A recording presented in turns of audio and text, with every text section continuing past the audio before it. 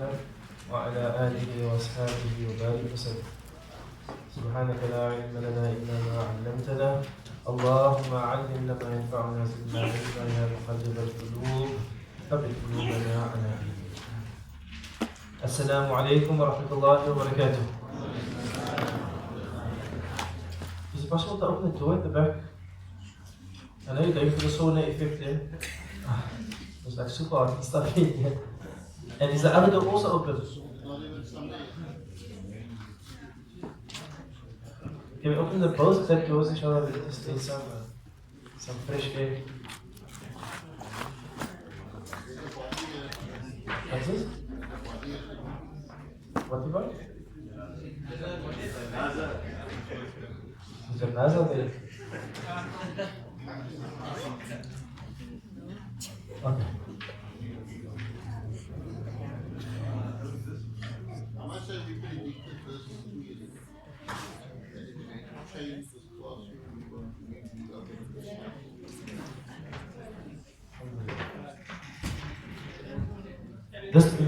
You can open this door every week because it's still not locked. Because that lock doesn't work.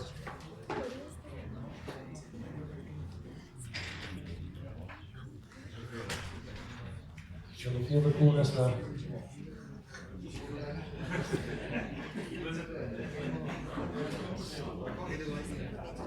Even if it's open halfway, it's fine, no problem.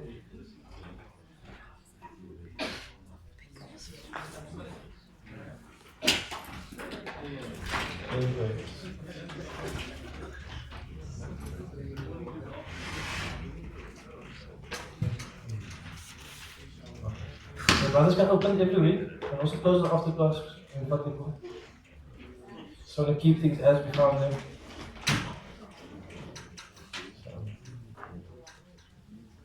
Better? Okay, Bismillah. Welcome back to our campus. Guys, recover already. It takes a while to recover. After the camp, we only sleep like 6 hours for the weekend. You take like 2 weeks to recover from that.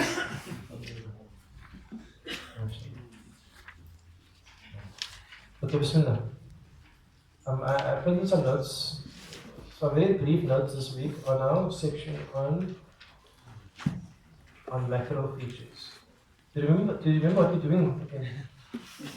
What are we doing in class right now? We're doing Nadam. Good. Devanshu, we're doing Nadam. What's Nadam again? Coherence in the Quran, and specifically looking at coherence within surahs. So I spoke in the last lesson about the classical view on Nadam. And we said that there was 2 basic meanings of categories of Nadam. The one was in terms of the word meaning relationship. What's the meaning of it, the word meaning relationship?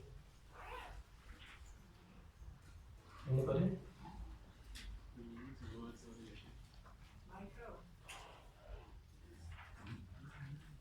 It's when Allah intends a message by a certain verse, and then Allah phrases the words and the word choice in a certain way to produce that meaning. So then the ulama look at how are those words chosen, what's the sequence of those words, what synonyms are used, what's brought forward, what's brought back, what's the verb tense, all of those things to produce the meaning, but it's done on a micro level. You with me? On a word meaning relationship, and that's like you mentioned Khattabi, Baqilain, Jurjani, and Zamakhshari. Those scholars are going to hold that Nadam are going to be in that sense. Then the second one was what? Linear connection. What's linear connection? What does the linear connection mean? You just want to open the door because there's insufficient airflow for your minds to process what you're doing first. What is linear connection? How is linked, yes? In which sense?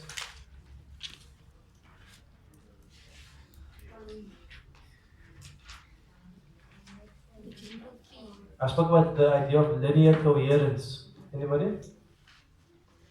What does linear mean? In a line. In other words, in classical tafsir, what they do in terms of nazm, in terms of how they would create connections, is they often do it in a linear fashion.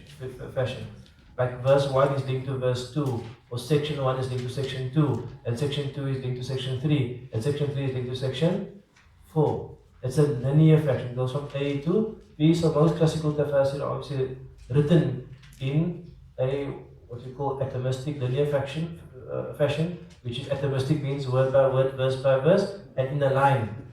And as you come to the end of a section, they say this section is linked to this section, and this section is linked to this section. So they're creating munasabah, but they're creating munasabah in which sense? In a linear section, and we spoke about Zarkashi, Nesabur, Jujani, and also, I'm not sure if it's about Shadi actually, I made a mistake there. Actually, there's a mistake here, this last one, they're not supposed to be both. Okay. Then we spoke about the contemporary views. And actually what we're studying is the work of a contemporary scholar. Who remembers the scholar's name? Farahi was the teacher, who was a student? Amin Ahmad Islam.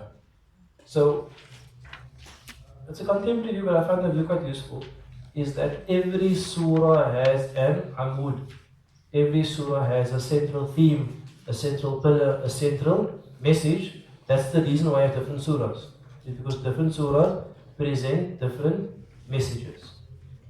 And then the surah itself obviously is not uniform, in the sense that the surah doesn't have one subject matter. And in your experience of the surahs you did, there should be a number of different subject matters, different elements within the surah. So the idea is that all the parts put together form one coherent message. But if I look at all the parts on its own, it's confusing. You remember that I mentioned, I say you read Surah Baqarah, now you're reading about Bani Israel, you're reading about Nabi Ibrahim, then you're reading about divorce, then you're reading about Salah, then you're reading about death, and then you're reading about Nabi Adam. So if you read each part on its own, it sounds like, what is a surah actually about? Because you get confused now, why Allah jumping from topic to topic. But if you read it in the holistic fashion, the whole surah has an overall theme, which all the parts are connected, and therefore produces nazm, produces overall coherence. So in the theory of Islahi, he mentions that there are three elements to nazm. The one is tartib. What does tartib mean?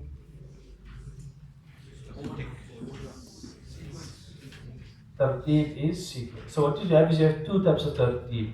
You get linear tartib and you get non-linear tartib. So I can draw it on the board for you.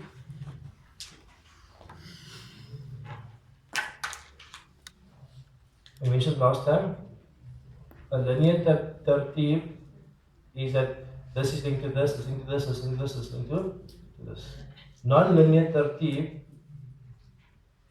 could be a number of ways, like this could be 1 and this could be 1 and this could be 2 and this could be 2. You with me? Or this could be 1 and this could be 1, this could be 2, this could be 2 and this could be 3. So I'm linking it in a non-linear fashion.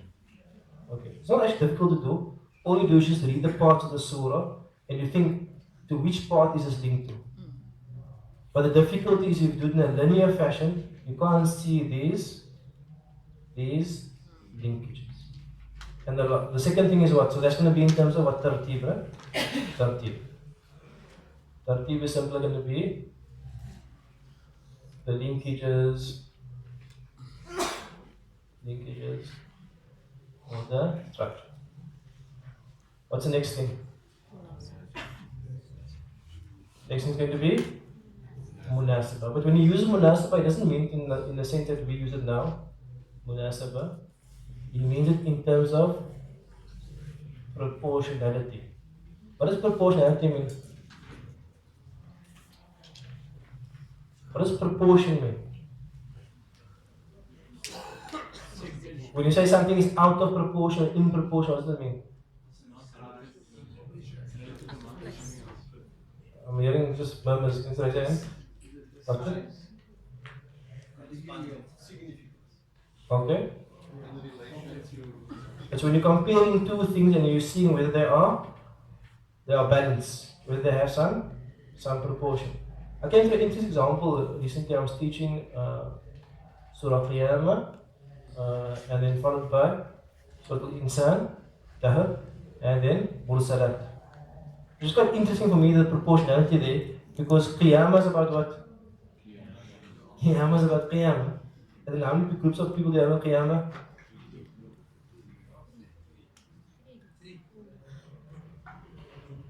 Who's the third group? Because of the Araf, but the Araf ends up somewhere also. They end up in one of the two groups. There's two groups. What I found interesting was that if you read Surah Al-Insan, if you think about I can't remember the exact number, but just mathalan, it was like, let's say, 10% about the disbelievers and 90% about the believers and Jannah and all that stuff. So from a munasaba point of view, it seems to be disproportionately.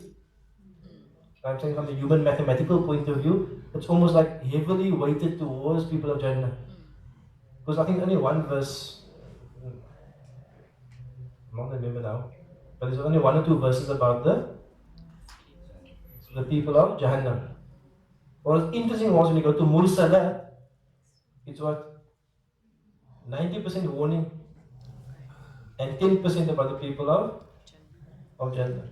So if you read Mursalat on its own like a heavy surah, like a heavy surah about Qiyamah and punishment and all these things, but when you read in balance with Qiyamah, with Insan, it's almost like a balance between the two. And many surahs are like it, so that's between surahs and also then within surahs. Within surahs. So proportionality is just generally how much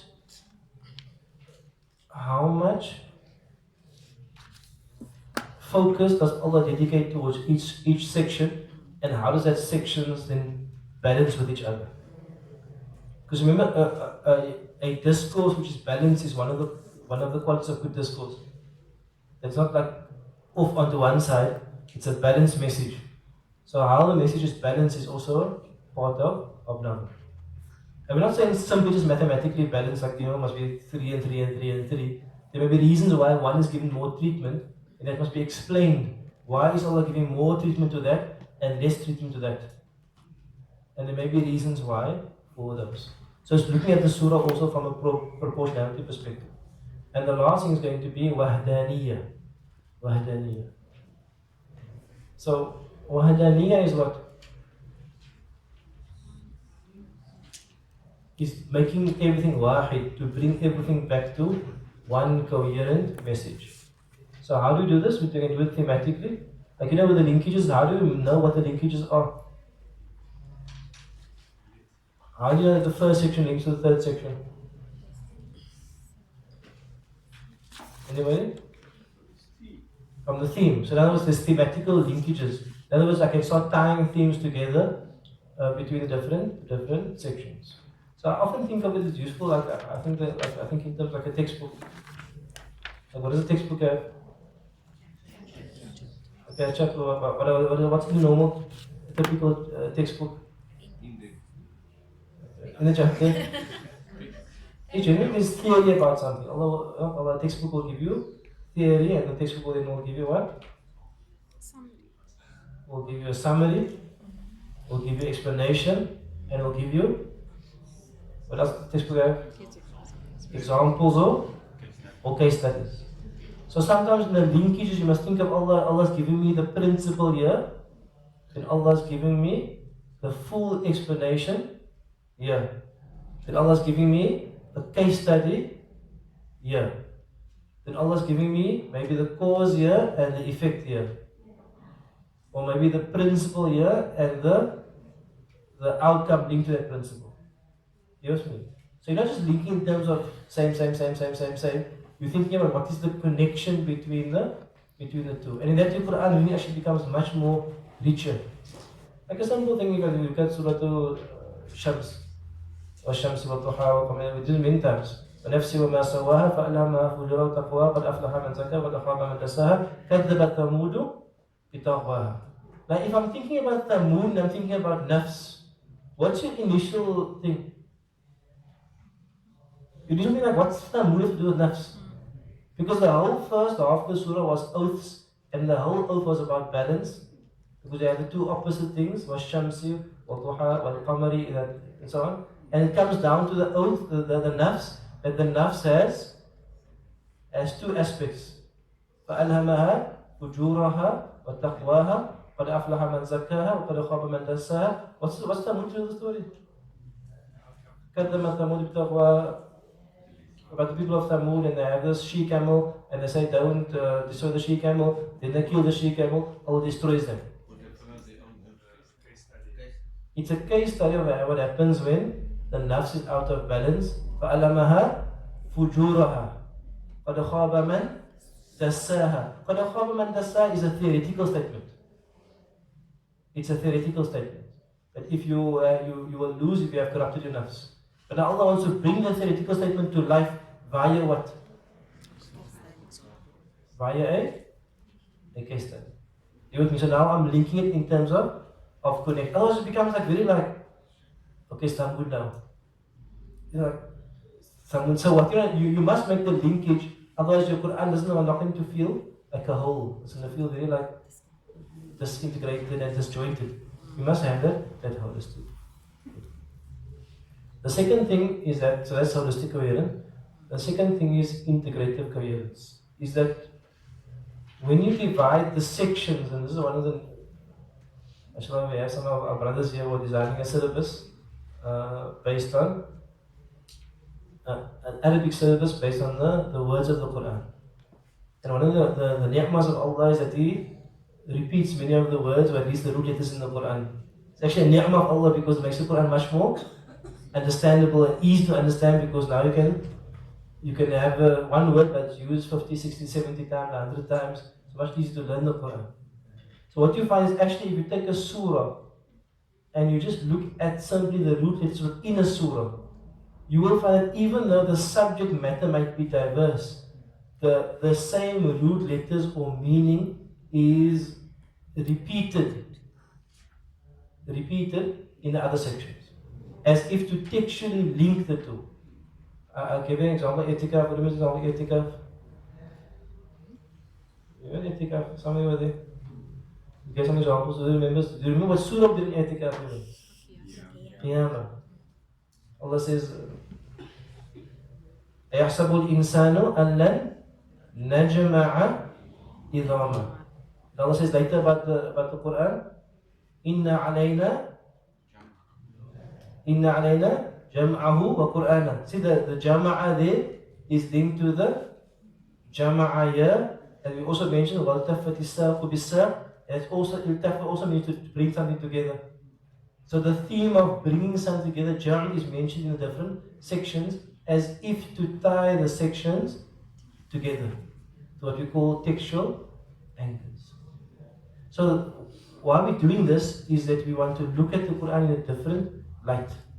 That a surah is actually one message. And all the parts of the surah contribute to one fundamental message. And a surah's message is different from the next surah's message. There may be overlap, yes, but the message is different. And then what you have to do is you have to work out simply what are the sections. So like let's do a step-by-step kind of what we do first. We must first learn the translation of the whole surah. Okay, that's like step number one. You can do the translation Quran is fine as well, the Arabic is not there yet. Then what you do is you have to find where the section break is. How are you going to find a section break?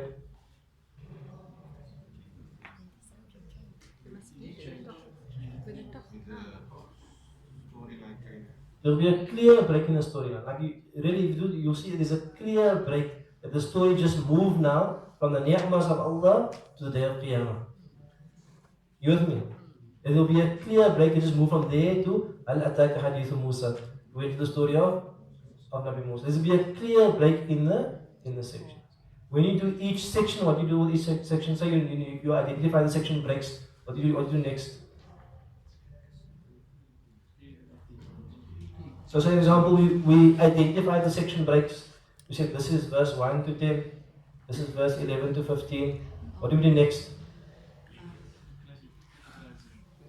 Before you link them as a previous, we must do something else first. identify what those sections speak. You must identify what is the central message of the section. You with me? Because the section will be speaking about something. You with me? It might be speaking about the past nation, how they rejected Allah's command and they were destroyed. So the message will be the destruction of those who oppose truth. Whether the format is whatever Nabi, that's going to be the message. You with me? Not saying that the message is the people of Thamud. That's just the story. What is the message about it? It is the destruction of those who oppose truth. Then you have the message here, message here, message here, message here. When you add up the messages, you can do two things. What can you do? You look at the message, what can you do? You start making the link. How are they related? Not just in a sequential fashion, but how is this linked to this? Is this a summary and this is detail? This is the theory, this is the case study. This is the action on this dunya, this is the consequence in the akhirah. You with me?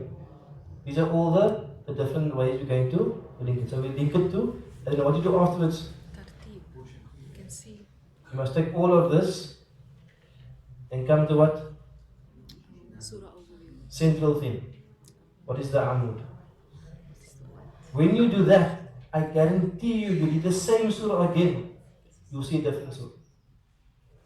Like really, it's like mind blowing. You'll see a difference. What else you do also? You look for textual anchors. Are they root letters being repeated? Are they the same meaning being repeated? Are they repeats within it? Also, a good guide is sometimes Allah will change this end of the sound as the section changes. Especially the Makki surahs. The sound will change. For example, a simple thing. والشمس والضحى والنفس وألهمها فجورها وتقواها قد أفلح من زكاها وقد خاب من دساها كذبت ثمود. But sometimes it changes. There's other type of change. I think Nazi'at Sagat. I'll share some examples in front of me. Okay, so that's going to be some of the approach. He also speaks about surah pairs and surah groups. I'm not too convinced. Okay, let me just rephrase quickly. How much time do we have? 6 minutes, okay. 6 minutes is plenty. Okay. First of all, there is a difference of opinion whether, I spoke to you before about the sequence of the surahs, right? Yes, no? Is the sequence of the surahs what you call ijtihadi or tawqifi? In other words, are the surah sequencing, the fact that Fatiha comes first and Baqarah comes second and Ali Imran comes third and Nisa comes fourth, is that sequence ordained by the Prophet ﷺ, or is it an ijtihad of the Sahaba? Obviously, the answer, I assume you know. I assume you're also making up the answer. But basically, it's the ikhtilaf between the ulama, and some ulama say it's ijtihadi, in other words, it was the ijtihad of the Sahaba, and some other ulama say no, it was tawqifi. It was revealed by Allah. Allah decreed that the surah must be in a certain order. I personally incline to the third view that some of it is ijtihadi and some is tawqifi, that some of it is ordained by the Prophet ﷺ and some are open to the ijtihad of the Sahaba. Allah knows best. But the point I want to make is that your theory on surah pairs, whether a surah is paired to the surah next to it, is based on what your view of the surah sequence is. You understand what I mean? Yeah. Whether you kind of read now Qiyamah and Mursalat as a pair is going to determine, you can't reading too much something which is ijtihadi, because then you start kind of making meaning. So it depends a lot on what your position is with regard to that. However, I must say this, it is useful to look at the surah before and the surah after and think about thematic links. You with me? I'm just saying from an academic point of view, I can't commit and say, yes, there's definitely surah pairs. You understand? I think it's tentative. And then the next thing is the surah groups is also the same thing as well. So I'm going to give you, last thing I'm going to do is the building blocks. Is that, okay, let's leave the building blocks for next week. I'll give you homework inshallah. I want you to take one, so take Surah Nazi'at. Nazi'at. I want you to go to Nazi'at, inshallah. I want you to find number 1, identify the sections.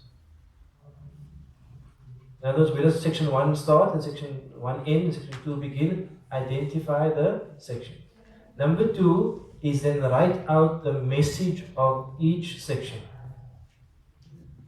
This section is dealing with this.